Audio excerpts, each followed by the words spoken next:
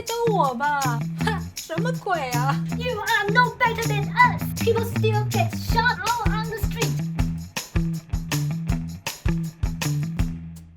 Hey there, what's up? When making friends with people from other countries, it is always a good idea to know more do's and don'ts in their culture so that you won't offend them without even knowing why. Today I'm going to share with you some of the most common Chinese taboos. There will be two parts in this video. First, I will tell you about things that are commonly considered taboos by the Chinese around the world, although some of them might be harmless for the people who live in China nowadays. And in the second part, I will tell you things that I strongly suggest you not to talk about with your friends from China. I mean, people who grew up in China, not Chinese immigrants nor people from Taiwan. Yes, it is Taiwan, not Thailand nor Vietnam. For those who know nothing about Taiwan, it is an island country that is right next to China. It retains most of the traditional Chinese culture passed from thousands of years ago. Back to the topic. So here goes the first part, common taboos in Chinese culture. 1. Avoid the number 4. The number 4, 4, sounds like death in Chinese, which is 死. In almost every elevator in Taiwan, the bottom floor, the fourth floor, is missing because no one wants to live in the best floor. When I was a kid, I used to wonder what happened to the level 4, but actually the 5th floor is level 4. It's always there. We just pretend that it isn't. Chinese people also tend to avoid number 4 on their phone numbers, license plates, and addresses. However, after living in Shanghai for more than 5 years, I find young people in China not so superstitious with the number 4. 2. Never leave chopsticks standing straight up in a bowl of rice, because it will look like incense for the deceased. It's like you are inviting the ghost to dine with you.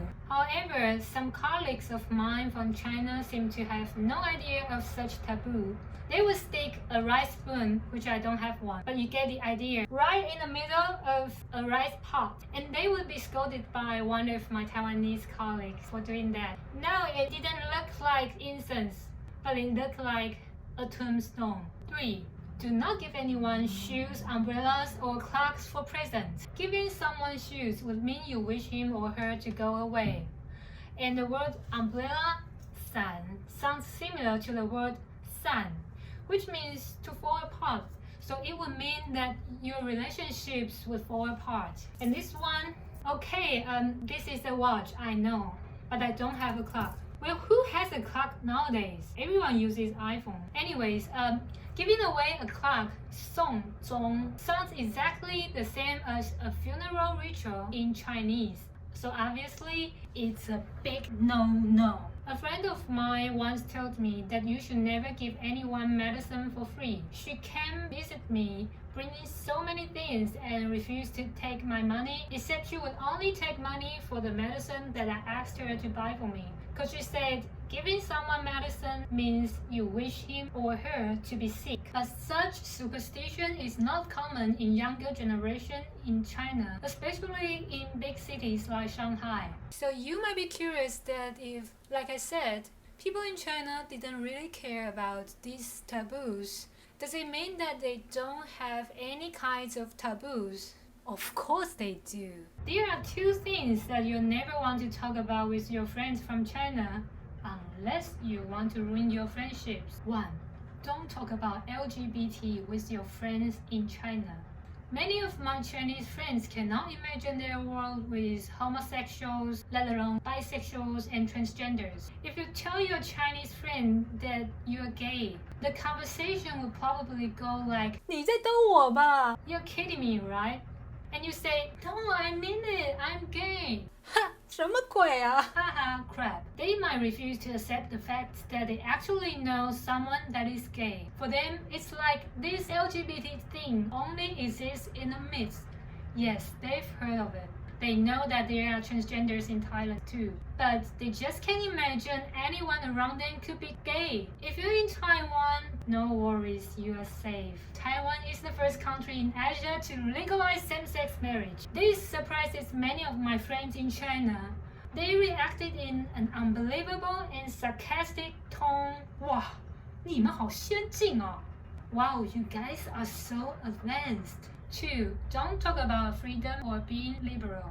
I know there have been some rumors about what's happening in China, but they're just rumors. I mean, in the eyes of Chinese people. Don't get me wrong, think about this. If you know some of your friends are being treated by their parents in a way you don't approve of, but your friends don't have a problem with it and have no intention to get away from such situation, what would you do? You can't force them to accept your beliefs or values. Otherwise, they will argue with you. You are no better than us! People still get shot out on the street or even on campus in the United States. Blah blah blah. So just don't talk about it. Seriously, don't. You don't want to ruin your friendship and you can't win this fight. I've got some good friends from China and this is how I keep my friendships intact. And by the way, don't talk about politics or use sensitive words on WeChat. No matter who you are messaging or where they are, just don't do it. It's like you won't tell a dirty joke in front of your friend's parents. Or will you? So these are some taboos I want to share with you today. Subscribe our channel if you like our videos. I'd like to know what's the weirdest taboo that you know in Chinese culture, or if you are confused about some of your Chinese friends' behavior and you wonder if it's some kind of taboos, please let me know in the comments. Thanks for watching. I'm Reina from Mandarin Max. Ciao.